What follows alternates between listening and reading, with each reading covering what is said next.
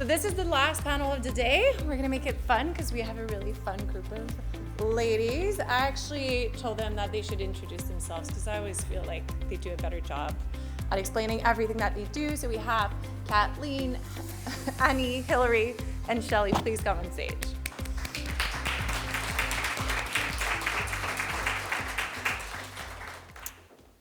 And we're gonna start with you, Kathleen, if you wanna do a quick intro of who you are, your fund, thesis, and then we'll pass it over. Awesome, okay. Super great to be here. So I'm Kathleen, I'm an investor at Stand Up Ventures. We invest in women-led or co-led ventures across Canada, a little bit in the US. For the most part, B2B SaaS, a little bit of digital health, and then we do some marketplaces.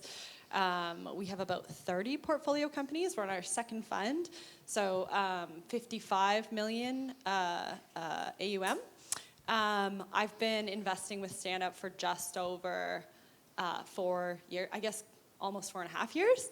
Was previously building in the women's health space. I have a background in product and growth, and then I come from the world of sciences. So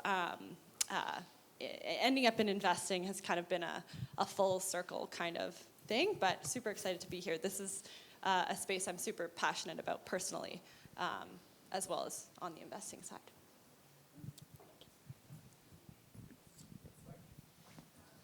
Hello.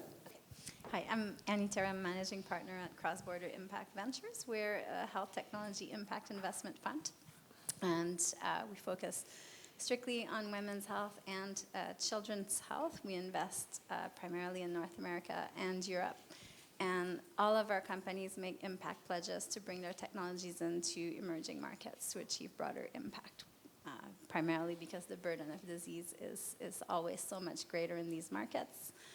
Our fund, we're on our first fund, we're nearly invested.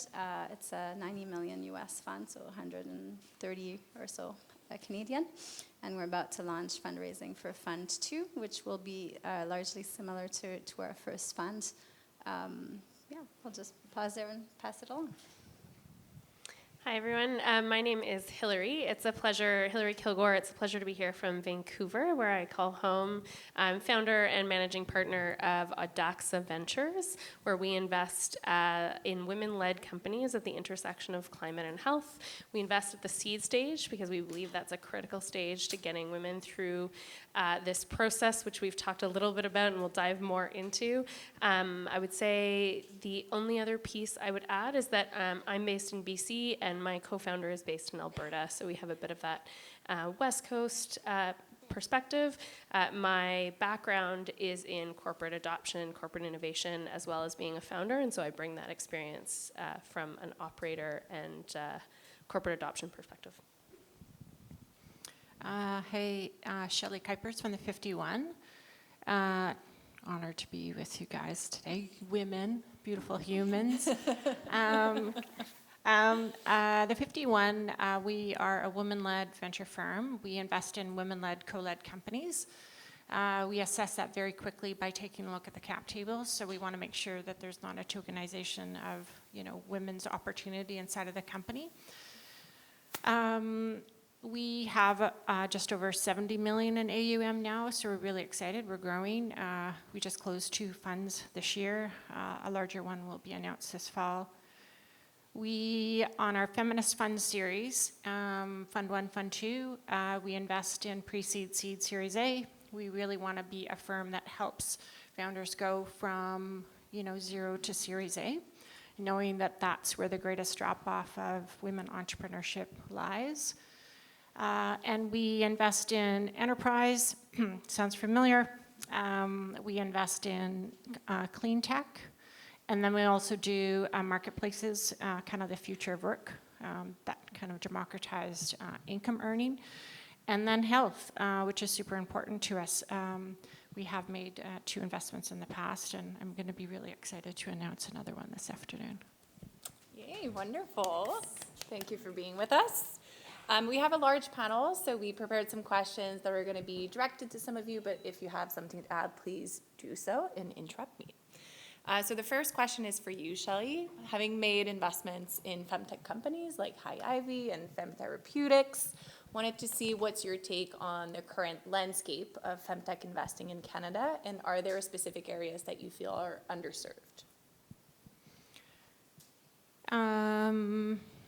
It's been very interesting. I don't know if my co-panelists have seen it, but there's been a bit of a wave of health tech companies coming our way. We're definitely seeing it in our deal flow, and we're always taking a look at like what's the trend in our deal flow, and so we're seeing a lot of health tech.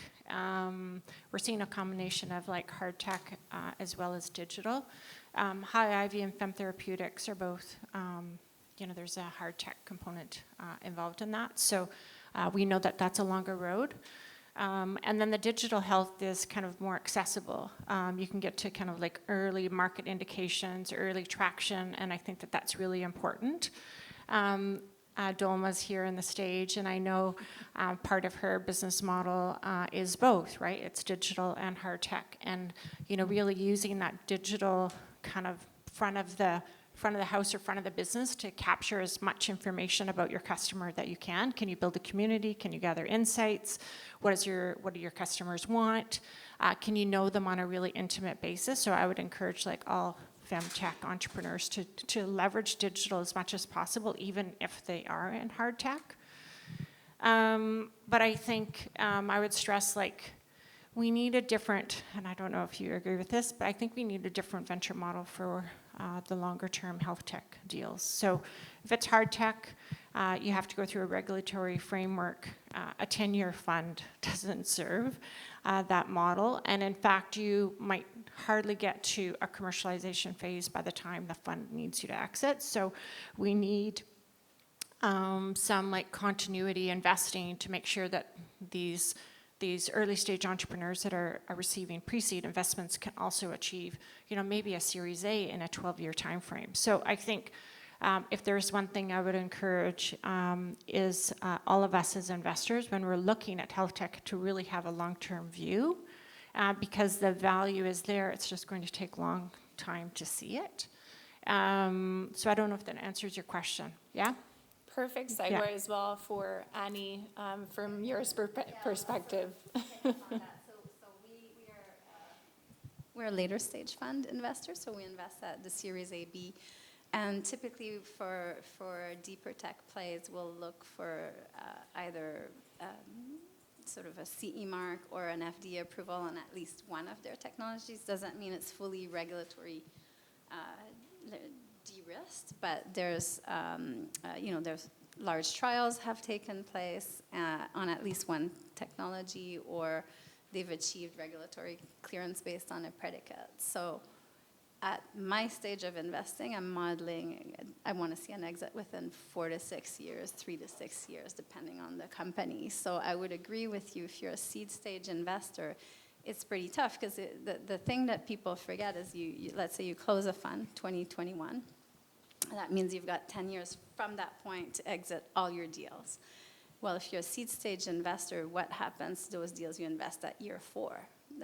That math doesn't work. 10 plus 4 is 14, and so I think there needs to be, different funding models, or if we want seeds funds to be participating in these early med device deals, maybe the extension looks different. I'm not exactly sure, but I would agree with you. It certainly is an issue. Maybe you need a 15-year fund to do a pure medtech seed fund. I don't know.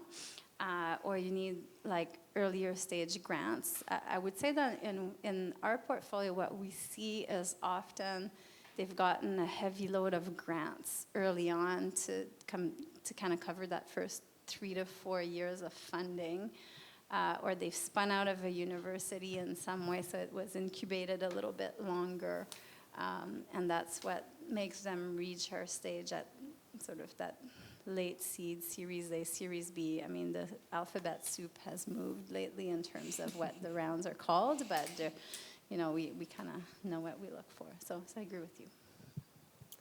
And then, Hilary, I know that your thesis is at the intersection of impact, helped women founders. How does that intertwine, and how does investing at this intersectionality impact how you due diligence companies?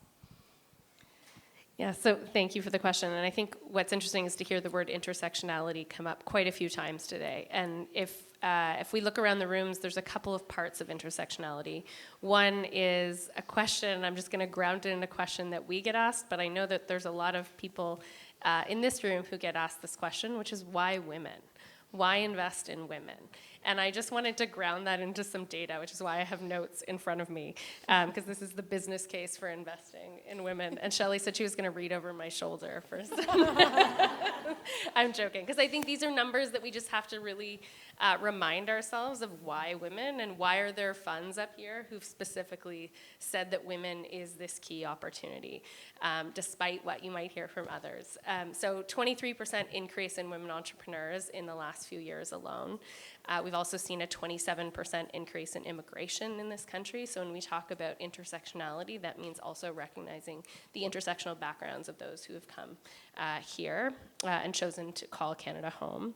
We've also seen really unique access to new markets. And so I think of, more than 15 years ago when I started working in this space, I was working with the Gates Foundation, and one of the things that we saw around maternal health is often a woman would see a solution, but it would take them 5 years to finally start the business because they kept thinking someone else would solve the problem. There was no reason why someone else wouldn't see it, solve it, and go and do it. And I think what we've seen is a huge shift in that women are starting businesses at a greater rate than ever before. That doesn't mean it's an easy path, but one of the reasons that our fund is called Audaxa is it actually comes from the courage it takes to go out there and start something when you see that something is not out there solving it. And so when we say the intersection between women and health, there's a lot of people in this room, and we've heard exceptional examples today of there just not being solutions in the space. And I think of my mom's generation and how few solutions were out there. And it was a really different time than it is now. And so I think if we think of the intersection, it's not only the intersection of the identities and lived experiences of the people who are building businesses, but it's the intersection of the opportunities that we see. And we heard Sarah speak to it earlier. She said, if we embed this from the start, imagine what we can do as we grow our businesses. And so for us, that's really where we see the critical part of intersectionality, of instead of, there's some investors out there, and I won't name names, but who say, don't even think about impact, it'll distract from your ability to be successful. If you actually embed an impact thesis in your business from the start, and you have a very clear idea of the areas that you want to create impact, you're going to go further and longer and have more impact in the long term, and that's why we see it as a critical opportunity. Love that. Resonate with that so much. Kathleen, you're an early stage investor. How do you get other generalist early stage investors excited about Femtech and wanting to co-invest in that space?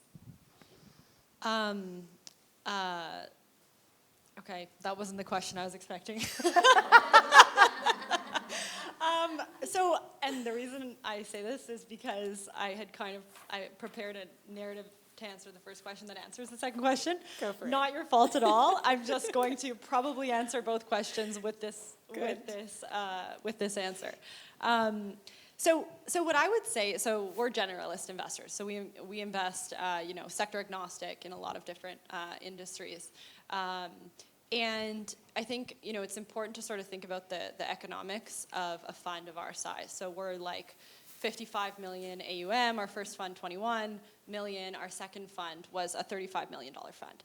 And so our initial investment is something like 500,000 to 1.5 million as a first check, and we're securing some ownership somewhere between 5 and 10%. Because of the power law, which is sort of like how we see the distribution of outcomes for startups, typically venture funds don't expect all of them to be successful. There's a lot of moderate successes, but there's only going to be a couple of really outsized successes. And those outsized successes are going to drive the majority of your returns for your fund. And so a fund of our size, typically the way we model things is every individual investment has to have the capacity to exit for the full size of the fund. And so, our second fund being 35 million would mean that, we're probably looking at exits somewhere between 500 million and north of $1 billion. And so when you're looking at that and trying to understand, okay, like, what are the most exciting opportunities? They're ones that go after really large markets, and then, they're solving pain points that are unique or, for which, the market hasn't yet realized solutions for yet. And so now putting this all in the context of women's health, I think that, like, what is crazy to me, and this is, coming from someone who's, like, built in women's health previously, and then, also coming from a science background, is just sort of the status quo for how we think about health is very much centered around, up until today, sort of, male bodies. And I think that this, it influences everything from how we understand disease, how we are able to develop treatments for disease, and then how we're able to think about solutions that address access to those treatments. And so when I'm thinking about the most exciting opportunities in women's health, which was the first question, I really apologize, everyone. I get a little nervous on panels. So when I think about the most exciting opportunities, and I'm thinking about, big pain points in the space, I think, understanding how we can create a status quo for the data that's used that is not, we talk about, like, sexual dimorphism, that is not sexually monomorphic, because a lot of the data that we use to understand human health today doesn't involve hormones, it doesn't involve the microbiome, and there's these differences that we know exist between the sexes in these sort of areas. And so, that doesn't just involve knowing that they're important, that also involves sort of data collection, devices, ways of accessing that data in a continuous way so that you can use it for research. The next piece would be taking all of those data and the amazing technologies in that space, integrating it and, like, understanding insights such that we can better develop diagnostic criteria, such that we can, get treatments approved, and then, that hopefully influences what I was speaking about prior, but then we can start to, once we have really good treatments, then we can start to focus on digital health platforms that support access. And I think that something that's kind of happened unfortunately in women's health is that we're not quite there yet when it comes to really understanding the nuts and bolts of what's going on in our own bodies. And so because of that, it's really challenging for those access solutions to really be sort of ready for the market. Mm-hmm. So I apologize for the long-winded response, but Perfect. Yeah. And Annie, when it comes to exit strategies that you've seen, exit potential, how does building a Femtech company influence the type of strategies that you're seeing? Again, in our portfolio, really, because we're an impact fund, where we start right away is to see, is there a big differential in health outcomes for women or children or whoever is using the technology that we invest in? And that's, I think, first and foremost where we start. And so we'll look at the pipeline, and it's such a broad sector, so usually we'll say, okay, let's look at cardiovascular health and see what we can find in there. And within cardiovascular, let's look at all the opportunities that we can source. We source it from PitchBook. We call some of our co-investors, funds that we know. And then we sort of get to a rank order of what we like.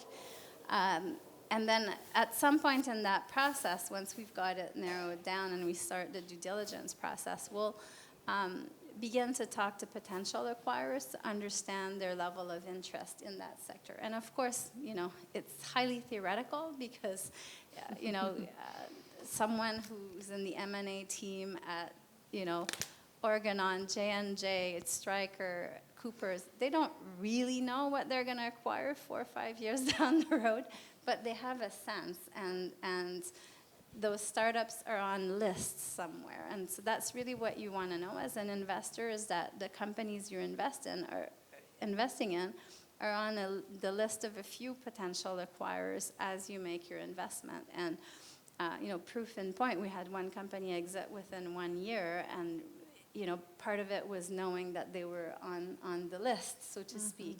And so that's how we deal with it as investors. And so our holding period, we think, for the majority of our investments will be well within that sort of 3 to 6 year ideal time frame. So a little bit shorter than other funds, but it's partly driven because the R&D budgets are a bit smaller in women's health, and the larger companies, because they invest a bit less, doesn't mean that they don't see the opportunity to put that in the bags of their salespeople.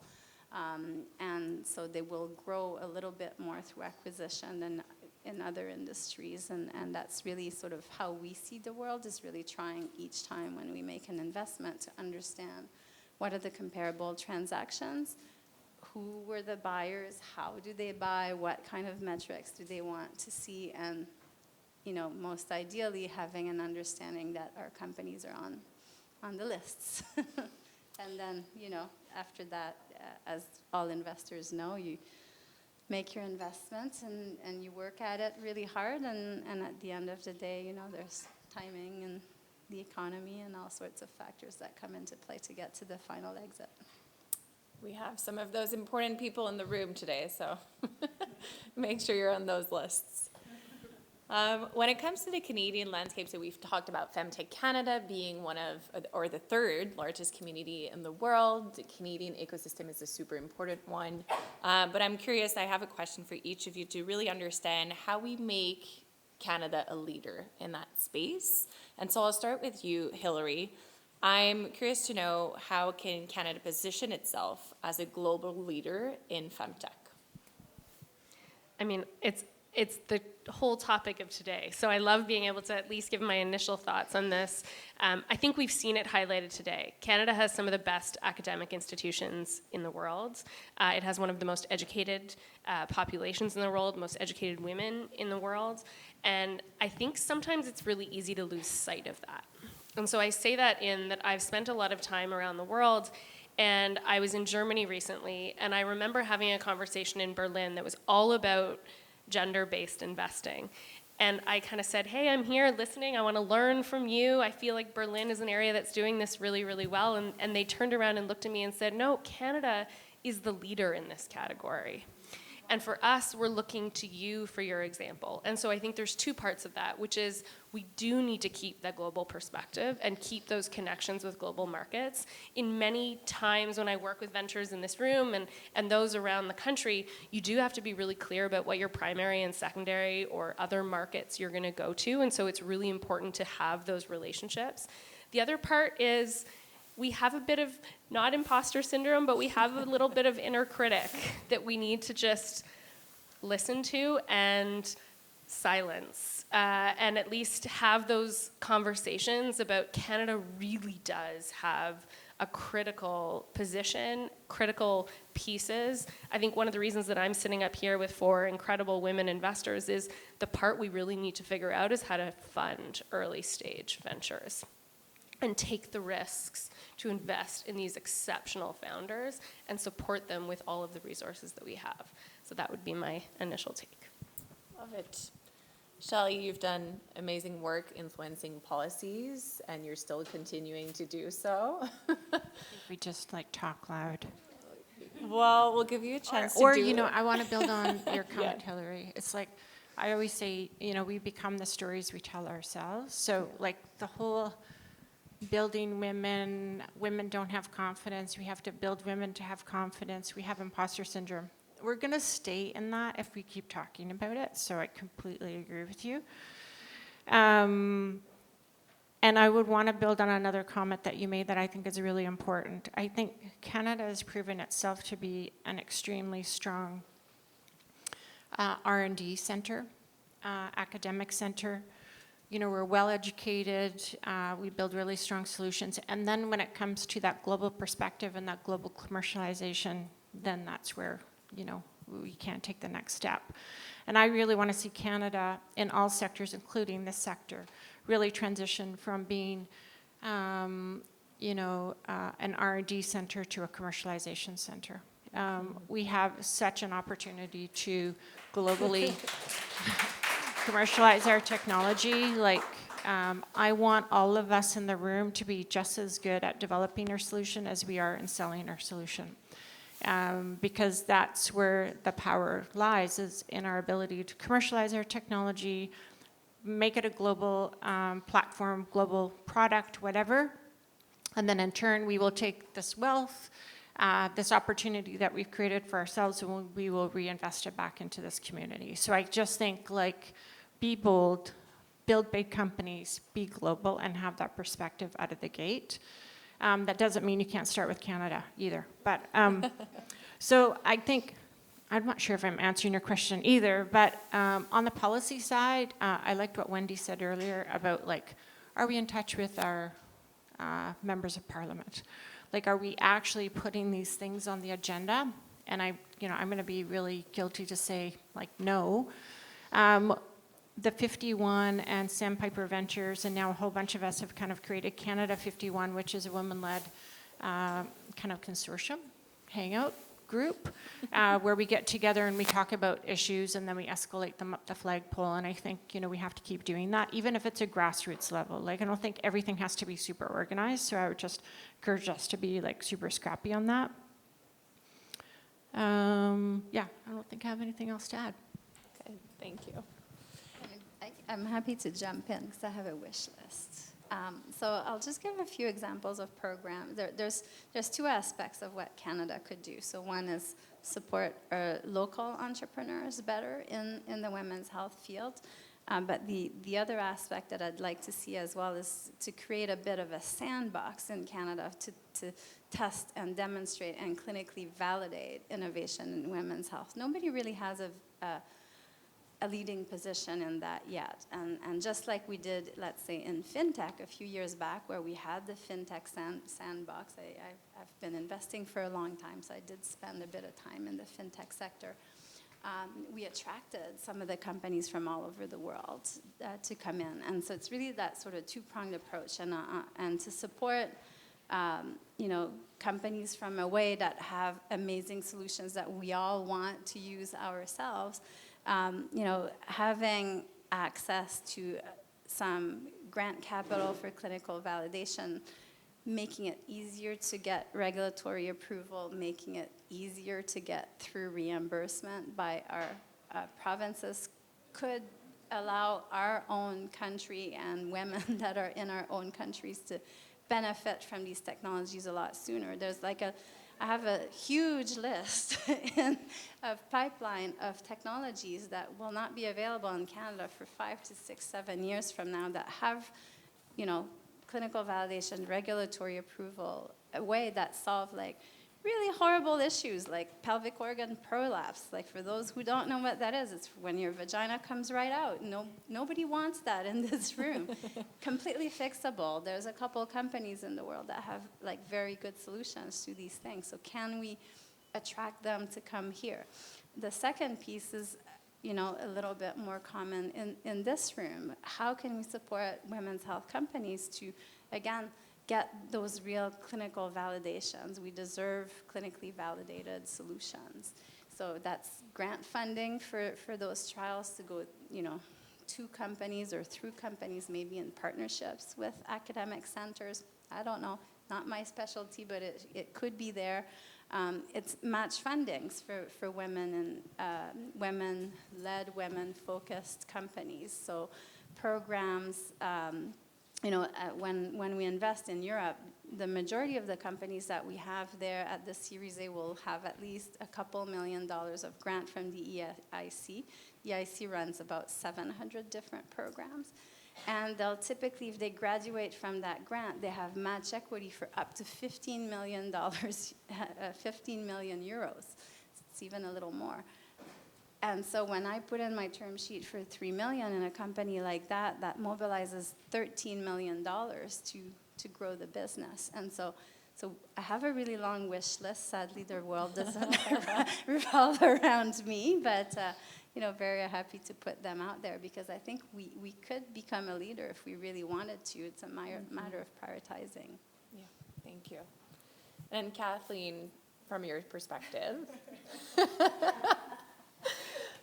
what are some of the strategies that you found successful when co-investing with funds here in Canada and then outside of Canada?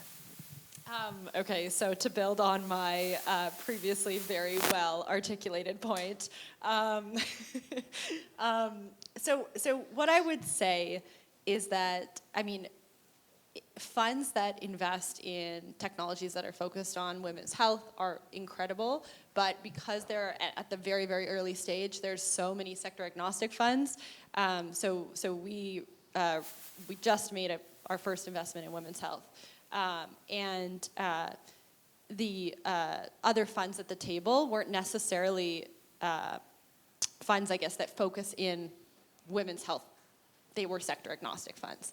And I think that attracting sector agnostic funds is in some cases important, especially depending on the nature of the business that you're building. So if you're solving problems in biotech, then it's really important to sort of get sort of a syndicate of biotech investors around the table that understand the return profile that they're underwriting to, and they have similar businesses that they can kind of understand and whatever else. And I think that's also true for software businesses. So the health stuff that we do is mostly focused on digital health, so not necessarily like the med devices, which we need investment in med devices.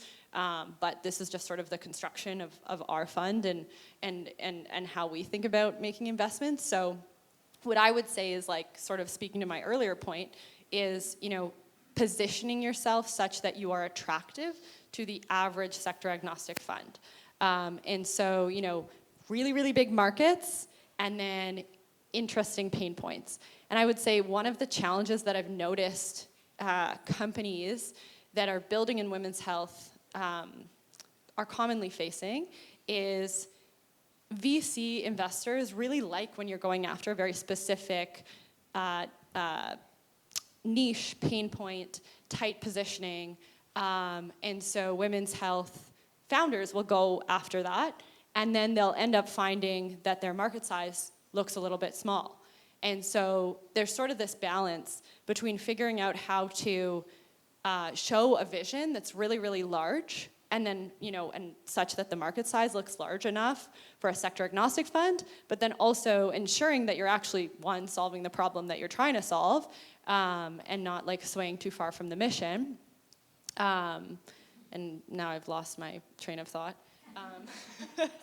But yeah, so to sort of tie it up with a bow, I guess, I would say attracting the sector agnostic funds, assuming that you're not building in a deep sort of biotech space. If you're kind of more on the how do we get good treatments out to people, if you're building in digital health, then attracting those funds just requires kind of positioning it in sort of a way that they see the size of the opportunity, and without sort of I guess, putting yourself in a box where it looks too small from the surface, when in reality it's not usually actually that small. It's actually often much larger than you think, even when you're doing kind of the bottoms-up market sizing. But yeah. And maybe I'd just add to that, Kathleen, because I think it's a really important point, is I think sometimes the capital allocators look at it and think it looks small because they don't understand it. So I think that's where all of us have kind of gone back into the system to go, well, let's change the face of capital so that we're investing in those things that are really important and actually are a massive market, right? Women are at least 50% of the population, so if we have health issues, it should be a massive market. And so, getting LPs to write checks from that perspective, and then building a capital allocation team to have that perspective will result in us investing in these solutions. Because if we just put these solutions in front of the existing capital system, the capital isn't going to come. So that's my opinion. That's why we have to change the whole thing. Do we have time for questions from the audience? Yeah, perfect. I think that was a good segue as well into one of the questions that we've received. Maybe we'll go around the room because there's many things you're looking at, but what is one thing you look at when looking at a Femtech company, when you're due diligencing a Femtech company? And we'll start with you, Shelley.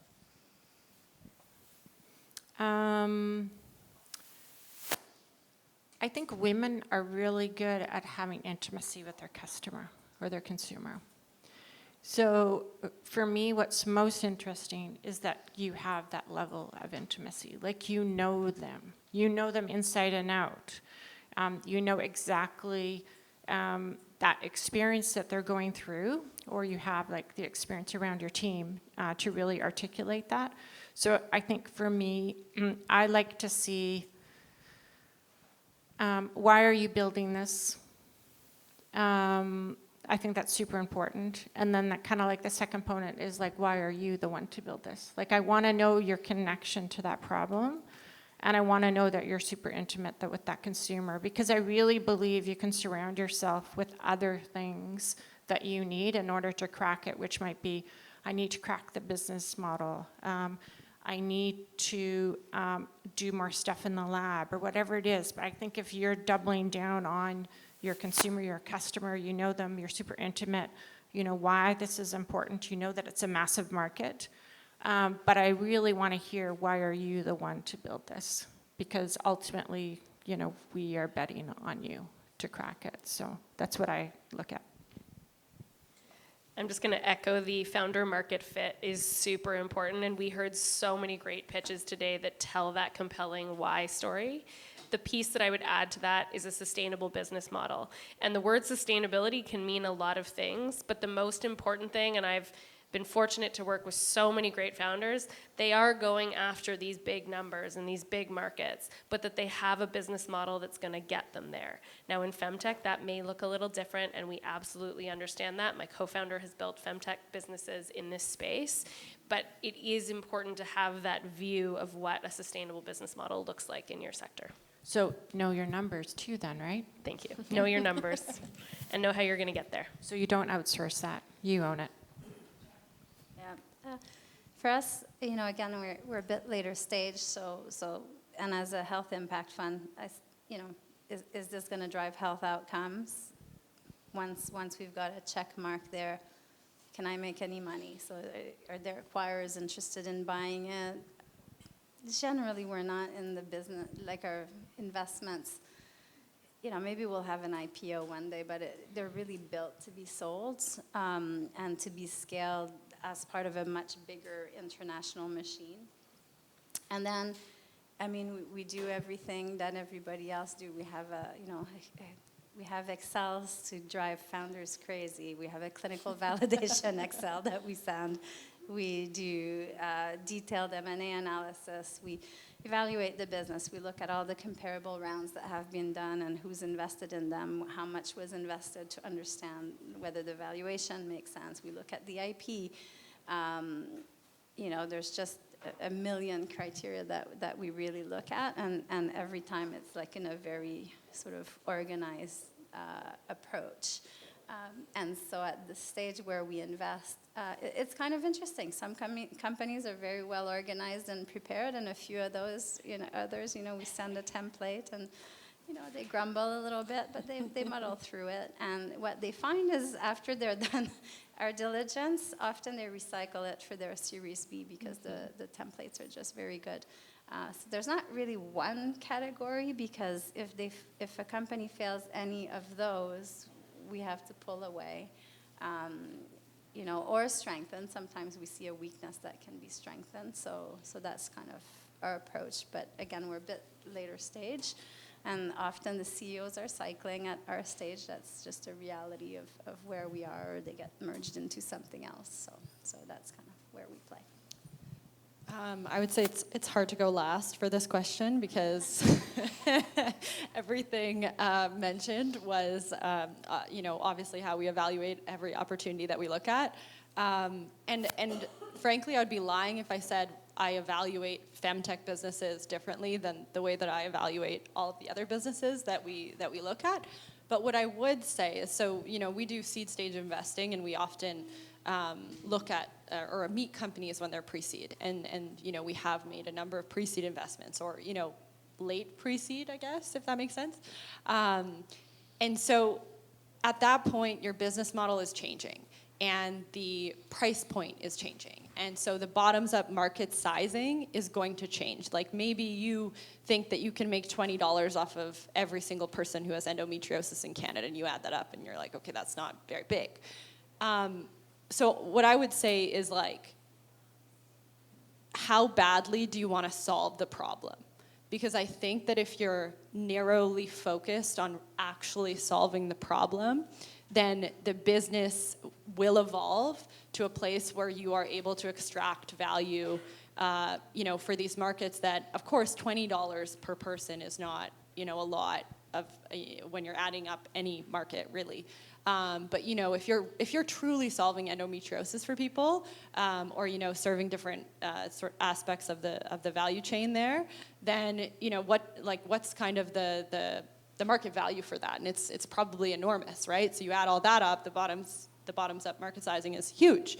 And so what I would say is, if you really badly want to solve the problem, those are the kinds of founders we like to back at the really early stage, because they're the ones that are going to be building this in an enduring way. Perfect. One question. Oh, yeah, we can take it from the audience. Let's make it dynamic. Sure, I'll just go loud. Julia Elvich, I'm an investor. I'm also a previous founder. And technology person to start with. So engineer, trained, ended up co-founding a business, growing it. Two things I learned along the way. One was the people stuff is really the hard stuff, not the technology. And the other thing I learned is I had to know my numbers. I had to understand my finances. I needed to have, first of all, have a great CFO, but I needed to be able to interpret what the CFO had for me as well too. And I just wanted to hear from the panel, because I think financial literacy is key, and it's part of how I choose founders, whether they be femtech or health tech or any tech. They need to know both their profitability plans. They need to know what the investment vehicle is. They need to understand those things and be able to talk to them, and not just regurgitate something they heard from an advisor or a CFO, but really understand them. And cash flow, see, can you come up with a new one? Cash flow is the most important thing. It's queen. So, I just like to hear from others. I would agree, but I would say at my stage, it's not always the founder or the CFO who's inside the numbers. So sometimes they've got just this, kick-ass CFO that just understands everything. One of the things I really pay attention to is reimbursement. And if someone's got like reimbursement magic, it brings a tear to my eye if they figured out how they're going to get reimbursement in the U.S. And if it makes sense, and it's a large enough market. And what I like even better than a good reimbursement model is a reimbursement strategy of product 1, product 2, product 3 that they're bringing in the market, and when it ties with their regulatory approval. That's kind of how we look at it. But you're absolutely right. If we see a company and no one within the team has a good handle on the finances, it's not something you can't overcome. It can be a closing condition to investment that they bring on a strong CFO. If for us the health impact is really strong, the IP is strong, and everything else is amazing, but it certainly puts them, in a different category when we see someone that's just so inside every detail. And again, reimbursement, if you're doing a medical product in the U.S., is really, that's where, and I will say that in Femtech, it is actually a challenge because some of the products don't have a code. So you also have to understand kind of that piece. I think, we definitely think financial literacy is super important for our founders, but what I would say is you're at the pre-seed and seed stage, and so you may have a fractional CFO or something like that. But founders are learning machines. They're learning everything they can about their customer, their market. And so a lot of the founders that we meet they don't come to the table with a background in finance. And it's totally unnecessary to have a background in finance. What I would say is necessary is being able to learn what's required to run a business. And in a way that, instills confidence. Maybe intuition about the numbers. Maybe they're not the spreadsheet maker, but they kind of get it, right? 100%. And so, and there's different, I would say, backgrounds that aren't finance related that can sort of indicate to us during diligence that founders will have that kind of aptitude. But ultimately, founders are often very intelligent. They're learning everything they can. And they can totally learn what is required from a financial literacy perspective, assuming that they, just put the time into it. And you don't need to go and get a CFA or something like that. I know one founder that actually went and got an entire master's in law because they were trying to become more literate with legal. That's not necessary. But yeah, I would say, it is important. You're running a business, there's only 10 people, you have really ambitious plans, you got to understand your projections, all of that stuff requires, that instinct around numbers. And Right. We're running out of time, so I think that's all for one. I do have one in the chat that I think we can really quickly fire that question. How do founders get a meeting with you? I feel like there's a lot of myth surrounding how to get a meeting with an investor. So what are the ways that you meet with founders, potential founders? I just, when we got into the venture ecosystem 5 years ago, almost 6 years ago, we were coached by our colleagues to never take a cold call, never take a cold email, never take whatever. And we were just like, what? And so we're the actual opposite of that. We want to hear from everyone. So ping us on LinkedIn, send us an email, stalk us, follow up, find us in an event, tell us your story. We want to hear from you. So I just think, again, I just go back, that's why the capital system invests in what it invests in, because it has a pattern recognition. If you're not part of that pattern, you don't fit. And so I'm all about disrupting that pattern recognition and coming up with thousands of patterns so that we can really unlock the opportunities in venture and entrepreneurship. So yeah, stock. I will just say ditto, yes. Please reach out in whatever way. Happy to share contact information here. The other thing I'll share is just because our thesis isn't a fit for you, please still come to us and we will direct you elsewhere. I think the example of the Canada 51, and Julia's here, she's been a part of it. We have a list of investors who want to invest in this space that we will happily introduce you to. And so if they don't have the same cold outreach approach, we can be that warm introduction to an investor that may be able to get you that next conversation. If it's me specifically, I check LinkedIn messages maybe once a month, so that's not a best way to reach me. Go to the website, info@crossborder.ventures. I work the email. I probably, sometimes if I have time, I'll just respond well received, but then I forward it to our team. And if I haven't really responded, ping me again along the way, and my email is Annie@. So a bit like you guys, I think it's pretty stupid of investors to say, well, unless you get connected to me by my friend at some other fund, I'm not going to talk to you. We live and die by deal flow, so we don't want to miss a good idea because it didn't come from one of our buddies. So just reach out. I would say all of us on the panel, we invest a lot. Probably most of what you invest in is founded by women. Or there's a lot of women founders. It's usually a mix for us. Honestly, we start from the outcomes, and so we just kind of, that's led by a man or a woman. But we do 35% of our pipeline is women led. Yeah, so lots of women founders. I would say like the reason I became interested in working in VC to begin with was to, you know, make entrepreneurship more accessible for women founders. And so that requires, you know, having a little bit more of an open approach when it comes to taking cold calls from folks. I would say we're a pretty lean team, and so I go through like almost like probably like once a quarter I go through like meeting with like the really, really early stage ones that might not necessarily be a fit, kind of on like a regular cadence. But what I would say, I don't know if this is advice, but being on the other side of things, like as a founder and like operator, I remember going to networking events and like just not talking to the people I thought were really impressive, or like just being way too afraid to approach them.